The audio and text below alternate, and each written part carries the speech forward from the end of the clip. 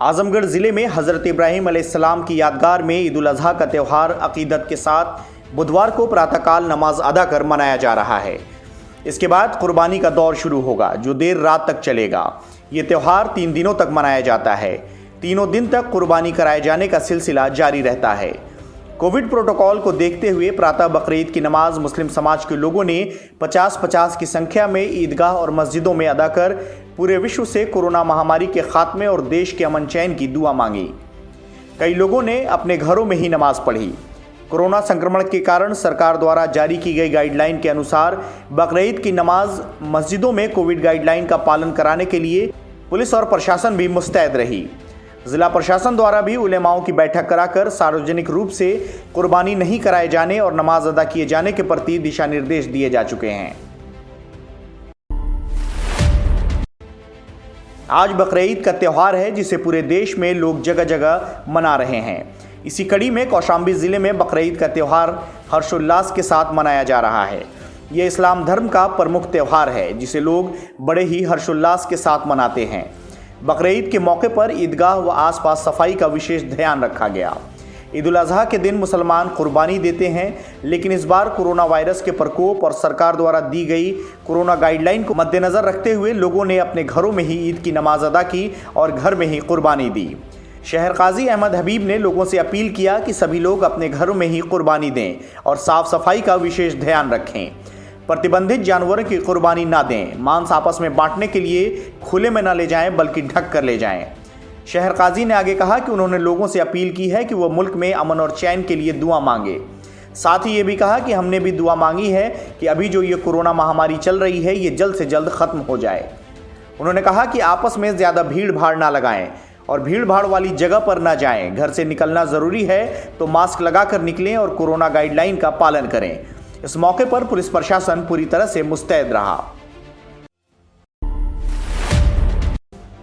धार्मिक नगरी अयोध्या में कोविड प्रोटोकॉल के बीच अयोध्या के मस्जिदों में नमाज अदा कर दुआ की गई और एक दूसरे के गले मिलकर बकरीद की मुबारकबाद दी गई।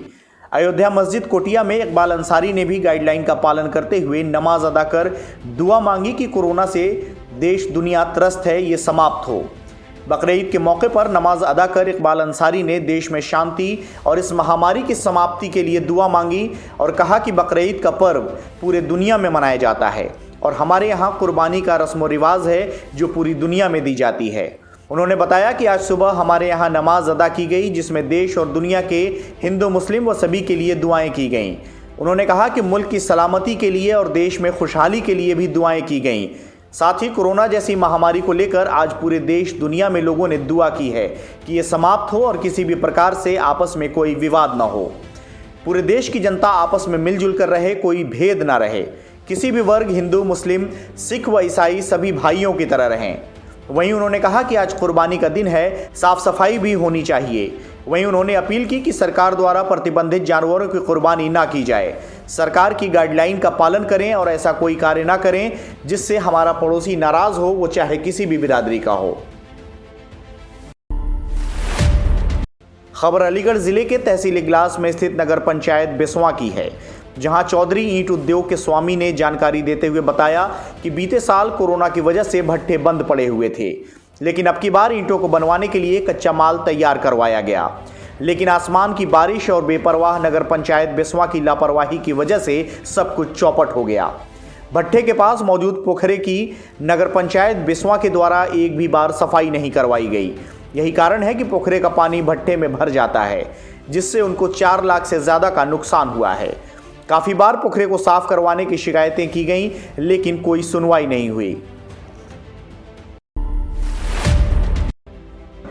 फतेहपुर में उत्तर प्रदेश सरकार के कारागार राज्य मंत्री जय कुमार जैकी ने आगामी विधानसभा चुनाव में एक बार फिर जीत का दम भरते हुए कहा कि इस बार 325 से ज़्यादा सीटें जीतकर प्रदेश में योगी आदित्यनाथ की अगुवाई में बीजेपी की सरकार बनेगी। साथ ही उन्होंने कहा कि उनकी सरकार में नारियों का सम्मान बढ़ा है, महिलाओं में जागरूकता आई है, दलितों, पिछड़ों में, गरीबों के चेहरे में खुशहाली आई है। उन्होंने कहा कि मुझे पूरा विश्वास है कि आगामी 2022 के विधानसभा चुनाव में 325 से ज़्यादा सीटें हम लोग जीतेंगे।